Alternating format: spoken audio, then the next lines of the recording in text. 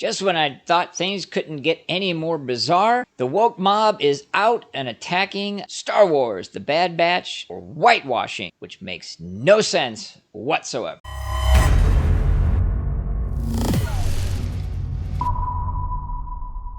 right, this is kind of short, not sweet, but I'm going to read the whole thing. So, Star Wars The Bad Batch supervising director Brad Rau recently revealed that corrections were made to several of the show's character models in response to fans' whitewashing criticism. Rau, who also serves as one of the Bad Batch's executive producers, confirmed that the members of Clone Force 99 were subtly redesigned during an interview with Collider. Quote, "We listened to all of the concerns of the fans," he said. "Interestingly, in Season 1, before Season 1 came out, we're always doing this, we went back to look at the Bad Batch's skin tones, and we made some corrections to make sure that we're being true to the legacy of the clones in original animated series Clone Wars, absolutely 100%, unquote.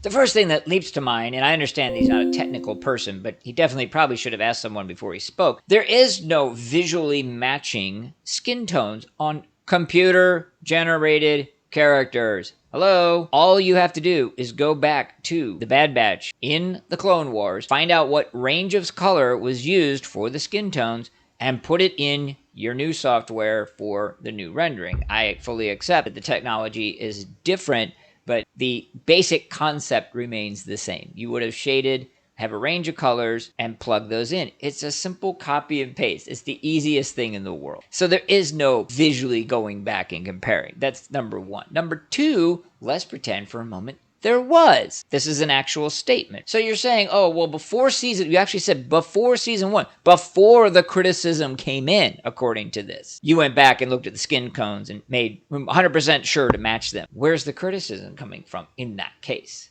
That brings us to the third issue, and that is you have this little tiny sliver of fan base, the woke mob, that are completely unable to be appeased. They always have a problem. They will manufacture a problem if one doesn't exist. They manufactured this. No one was complaining about the skin tones in the Bad Batch. You can't complain about the skin tones in the Bad Batch. They're original animated characters. There was no whitewashing. You have got to be kidding me. Is Disney's insane pandering. The slightest little thing, and Disney rushes in to say, no, we listen to the woke mob. We'll do whatever you tell us to.